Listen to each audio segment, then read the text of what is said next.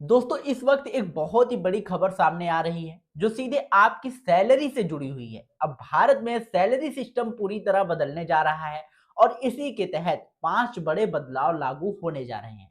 सबसे बड़ा बदलाव यह है कि अब हर कर्मचारी की बेसिक सैलरी उसके कुल सीटीसी का कम से कम 50% होना अनिवार्य कर दिया गया है। यानी अब तक जो कंपनियां कम बेसिक और ज्यादा अलाउंस देकर सैलरी स्ट्रक्चर बनाती थी उन्हें पूरी तरह बदलाव करना पड़ेगा।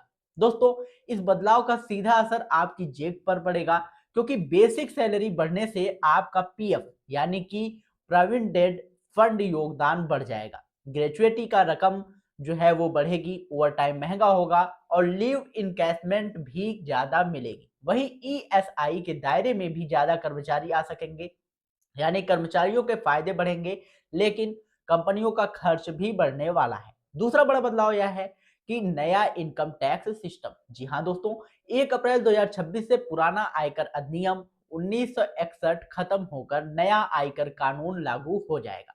इसके तहत कंपनियों को अपने पेरोल सिस्टम पूरी तरह अपडेट करने होंगे।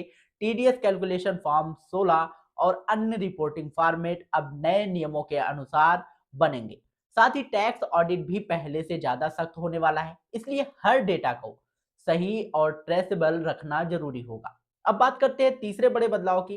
तो दोस्तों फुल एंड फाइनल सेटलमेंट का नियम।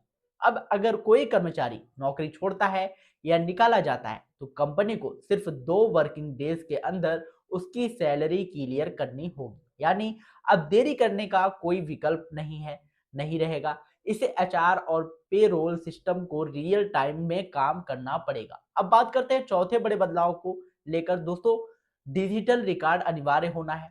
अब कंपनियों को अपने कर्मचारियों से जुड़े सभी रिकॉर्ड जैसे salary, attendance, PF, ESI, pay slip, अब सब कुछ जो है डिजिटल रूप से रखना होगा। सरकार अब भी इन रिकॉर्ड्स का ऑनलाइन निरीक्षण कर सकती है। नियम तोड़ने पर 3 लाख तक जुर्माना और बार बार गलती करने पर जो है आपको जेल तक हो सकती है। अब दोस्तों बात करते हैं पांचवें और आखिरी बड़े बदलाव को लेकर। तो फिक्स टर्म कर्मचारियों के लिए अब फिक्स टर्म यानी कि कॉन्ट्रैक्ट पर काम करने वाले कर्मचारियों को भी अस्थायी कर्मचारियों की तरह सभी लाभ मिलेंगे। सबसे बड़ा बदलाव यह है कि अब सिर्फ 1 साल की सेवा के बाद ही ग्रेचुइटी मिल सकेगी, जबकि पहले इसके लिए 5 साल जरूरी होते थे।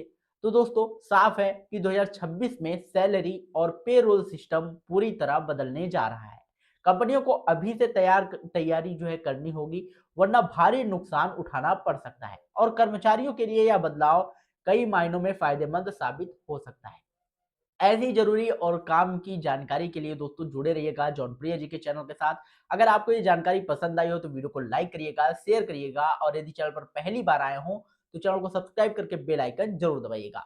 और दोस्तों अगर आपका इससे रिलेटेड कोई भी क्वेश्चन हो तो कमेंट बॉक्स में जरूर पूछिएगा। हमारी टीम आपकी पूरी सहायता करेगी। मिलते हैं नई वीडियो में नई अपडेट के साथ, तब तक के लिए जय हिंद, जय भारत।